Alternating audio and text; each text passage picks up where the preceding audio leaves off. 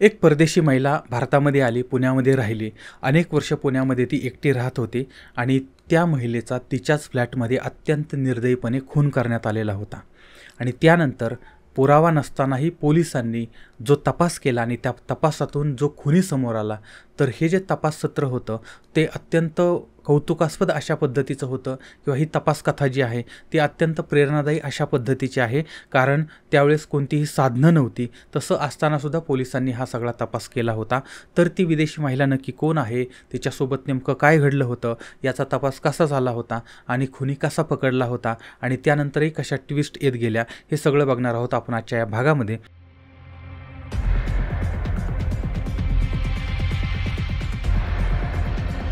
आणि यासाठी आपल्याला जायचं आहे पुण्यामध्ये.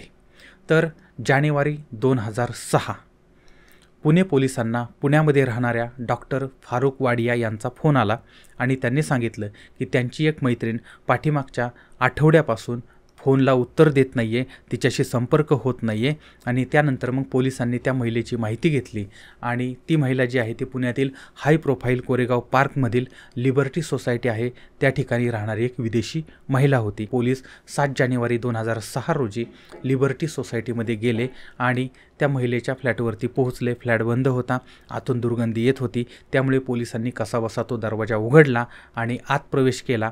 प्रवेश करताच थरकाप उडवणारं दृश्य होतं. फ्लॅटमध्ये जमिनीवरती शिरच्छेद झालेल्या महिलेचा मृतदेह पडलेला होता. मृतदेह कुजायला लागलेला होता. आजूबाजूला रक्ताचा सडा पडलेला होता. रक्त काळं पडलेलं होतं. पोलिसांनी लागलीच माहिती देणाऱ्या फारुक वाडिया यांना बोलावून घेतलं. आता हा मृतदेह जो आहे तो गडरन यांचा असल्याचं खात्री पटली. आता अज्ञात कुणीतरी यांची हत्या केली होती आणि हत्याच नाही तर अत्यंत क्रूर हत्या केली होती. धारदार शस्त्रानं गडरन यांचा गळा चिरलेला होता. मृतदेह तिथंच होता पण त्याचं मुंडकं मात्र गायब होतं. शिरच्छेद करून अज्ञात व्यक्ती मुंडकं सोबत घेऊन गेलेला होता. आता पोलिसांनी घटनास्थळाची बारकाईनं पाहणी केली, पंचनामा केला आणि घटनास्थळी पोलिसांनी पाहिलं की ही जी महिला आहे त्या महिलेच्या घरातील लँडलाईन फोन जो आहे त्याची केबलची वायर तोडलेली आहे. मृतदेहाच्या बाजूलाच रक्ताचे डाग पडलेला एक 20 लाखाचा चेक पडलेला होता. आता पोलिसांनी मुंडकं नसलेला तो मृतदेह जो आहे ते जे धड आहे ते धड ससून रुग्णालयामध्ये पोस्टमॉर्टमला पाठवले आणि तपासाला सुरुवात झाली. आता गडरन यांचे मित्र डॉक्टर फारुक वाडिया यांच्या तक्रारीवरून अज्ञात व्यक्तीच्या विरोधामध्ये गुन्हा दाखल झाला होता. त्यानंतर आता ह्या गडरन नक्की कोण होत्या, तर त्यांचं नाव आहे गडरन कॉरविनस. या मूळच्या जर्मनीमधल्या होत्या. त्या एक शास्त्रज्ञ होत्या.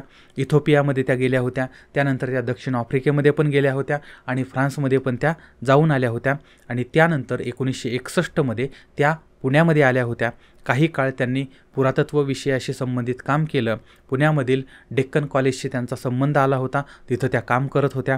काही वर्ष त्यांनी तिथं सेवा दिली. त्यानंतर पुण्यामधील एका शास्त्रज्ञाबरोबर त्यांचं लग्न झालं. काही काळ यांचा सुखाने संसार झाला. त्यानंतर काहीतरी वाद झाल्यानंतर दोघं विभक्त झाले आणि आता गडरन ज्या आहेत त्या पुण्यातील हाय प्रोफाईल कोरेगाव पार्कमध्ये एकट्या राहत होत्या. त्यांच्या त्या लिबर्टी सोसायटीमध्ये 2 फ्लॅट होते. त्याच्यामध्ये एकात त्या राहत होत्या आणि दुसरा फ्लॅट जो आहे तो त्यांना विकायचा होता. पोलिसांना हाच धागा मिळाला. तपासाला सुरुवात झाली. कारण त्यांना फ्लॅट विकायचा आहे ही गोष्ट कळल्यानंतर त्यांनी अनेक लोकांशी संपर्क साधलेला होता. आता तो काळ असा होता 2006चा की त्यावेळेस आत्तासारखे आधुनिक यंत्रणा नव्हती. त्यामुळे पोलिसांनी त्यांच्या पद्धतीने कसून तपासाला सुरुवात केलेली होती. आता यावेळेस या गडरन यांच्याबरोबर कोणी संपर्क साधलेला होता का किंवा त्यांनी कोणाशी संपर्क साधलेला होता याच्याबद्दलची माहिती घ्यायला सुरुवात केली. दिवस उलटत होते, आठवडे उलटत होते, महिने उलटत होते. पुरावा मात्र कोणताही सापडत नव्हता. आता पोलिसांना त्या मृतदेह सापडल्याच्या काही दिवसांनी एक फोन आला होता आणि त्या फोनवरती मुंढवा खराडी या पुलाच्या जवळ एक संशयास्पद अशी पिशवी दिसून आलेली होती. आणि त्यानंतर मग पोलीस घटनास्थळी पोहोचले तर त्या पिशवीमध्ये एका महिलेचं मुंडकं होतं. पोलिसांनी तपास केला तर हे जे मुंडकं आहे ते या विदेशी शास्त्रज्ञ म्हणजे या गडरन या मॅडमचंच होतं आणि तिचाच काही काळापूर्वी खून झालेला होता. आता पोलिसांच्या तपासाला गती मिळाली. त्यानंतर संपूर्ण तपासामध्ये एकच माहिती होती आणि ती म्हणजे त्यांना फ्लॅट विकायचा होता आणि त्यामुळे पोलिसांनी फ्लॅट खरेदी विक्री करणारे एजंट जे आहेत त्यांच्याकडे तपासाला सुरुवात केली होती. यांच्या संपर्कामध्ये अनेक एजंट होते, त्यांचाही शोध सुरू झालेला होता, सगळ्यांची चौकशी सुरू झाली होती. त्यानंतर पोलिसांनी मंगळवार पेठेमधील एक 26 वर्षाचा इखलाक फकीर मोहम्मद शेख नावाचा एक एजंट होता, त्याचीसुद्धा चौकशी सुरू केली होती. आता हा इखलाक जो आहे तो सुद्धा फ्लॅट खरेदीसाठी त्या जर्मन महिलेच्या संपर्कामध्ये होता. पोलिसांनी त्याला चौकशीसाठी ताब्यात घेतलं. आता त्याच्याकडून विचारपूस चालू झाली, पण इतरांसारखं हा जो एजंट आहे तो मात्र आपल्याला काही माहीत नाही आहे वगैरे असं सांगत होता. आणि तो बोलताना मात्र पोलिसांना वाटत होतं की हा काहीतरी लपवण्याचा प्रयत्न करतोय आणि पोलिसांचा त्याच्यावरती संशय वाढायला लागला होता. याच वेळेस पोलिसांनी बघितलं की याच्या हातावरती चावल्याची निशाणी आहे. आता कुणीतरी याला चावलेलं आहे हे पाहताच मग पोलिसांनी त्याला विचारलं की हे नक्की काय आहे. आता हे नक्की काय आहे, कशाची जखम आहे हे त्याला काही सांगता येईना आणि पोलीस विचारायला लागले आणि त्याला घाम फुटायला लागला.